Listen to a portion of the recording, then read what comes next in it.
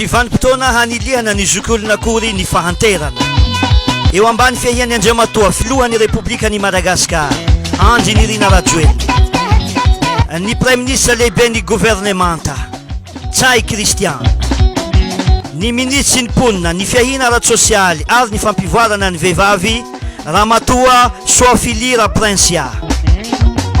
Fankalazana ny faharoa amby roapolo taona ny andro iraisam-pirenena ho an'ny zokiolona eto Madagasikara. Alatsinainy 4 ny volana Oktobra 2024 manomboka amin'ny 8 ora maraina ao amin'ny kianja amin'ny tafo an-tampon-tanàna ny Toliary voalohany. Ireto avy ny hetsika ho tanterahana amin'izany: fanentanana manodidina ny zo sy ny fiarovana ny zokiolona,